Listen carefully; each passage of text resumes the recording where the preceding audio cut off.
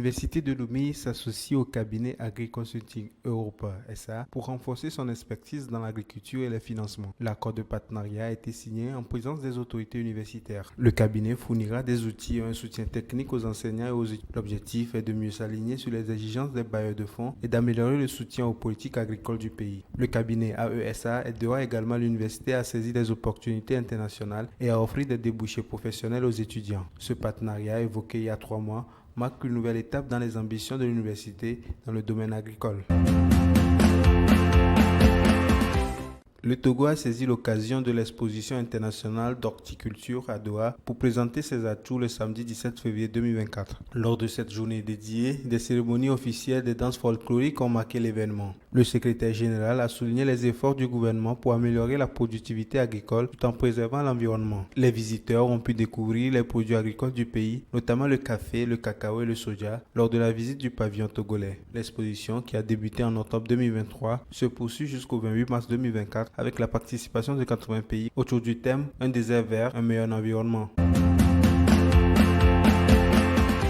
Au quatrième trimestre 2023, l'Inde s'est affirmée comme le principal client du Togo, représentant 31,3% des exportations. Le Burkina Faso et le Mali suivent respectivement avec 8,4% et 7,4%. La France, le Bénin et le Ghana font également partie des partenaires importants. Les 10 premiers clients totalisent 83,5% des exportations togolaises, soulignant leur importance pour l'économie. Au total, le Togo a exporté pour 256,4 milliards de francs CFA de produits, avec des huiles de pétrole, des phosphates et des produits à base de soja en tête des exportations.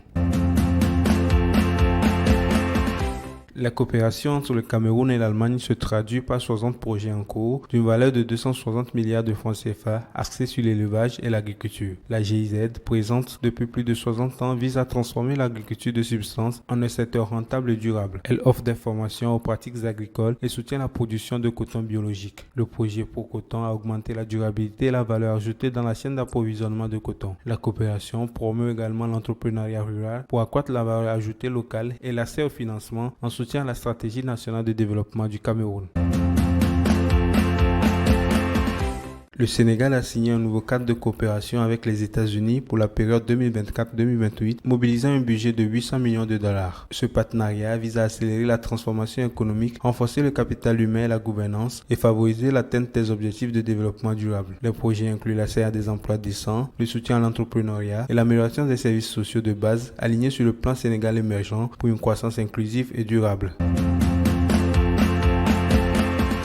Sawari Ventures, société de capital risque égyptienne, prévoit de lancer un nouveau fonds de 150 millions de dollars pour investir dans des startups en Égypte. Ce fonds généraliste couvrira divers secteurs tels que la technologie financière, l'éducation, la santé et les technologies vertes. L'objectif est d'attirer davantage d'investisseurs vers l'Égypte qui a connu une baisse de 45% de fonds levés en équité en 2023. Sawari Ventures avait déjà lancé un fonds similaire, le Sawari Venture North Africa One, en 2018.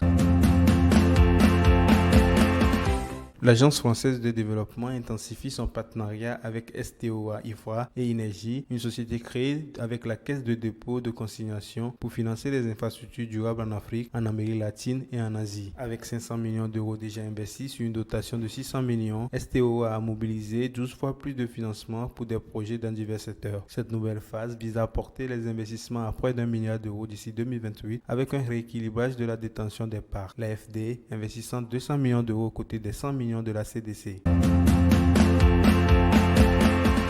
Les ministres des Affaires étrangères du G20 se sont réunis à Rio de Janeiro, au Brésil, pour discuter de la pauvreté, du changement climatique et des tensions mondiales croissantes. Le Brésil a proposé une réforme des institutions mondiales pour une meilleure représentation des pays en développement. Il a également critiqué les dépenses militaires excessives, plaidant pour une réorientation des fonds vers le développement. Cette réunion vise à positionner le Brésil comme un médiateur des conflits mondiaux. D'autres réunions du G20 sont prévues à Sao Paulo en septembre.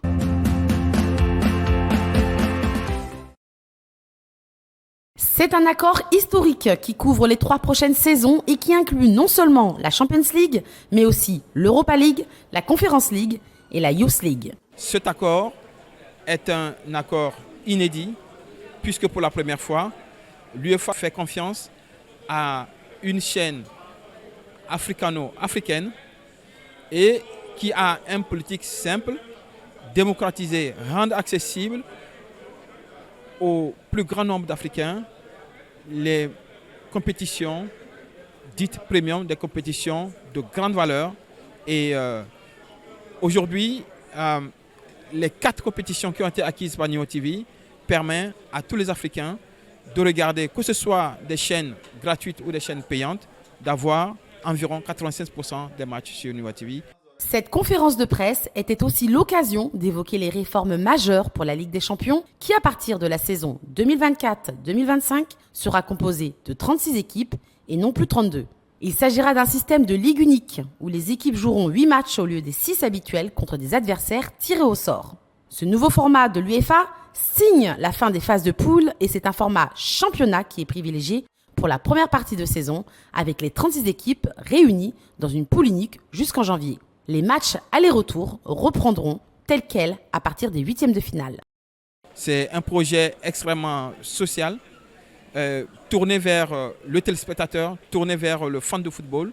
Eh bien, c'est ça qui a fait la différence. Nous allons décliner les commentaires des matchs de la Champions League, de la Conference League, de la Youth League, de l'Europa League en Ewe, en Bambara, en Wolof, en Lingala, en Swahili et en Hausa.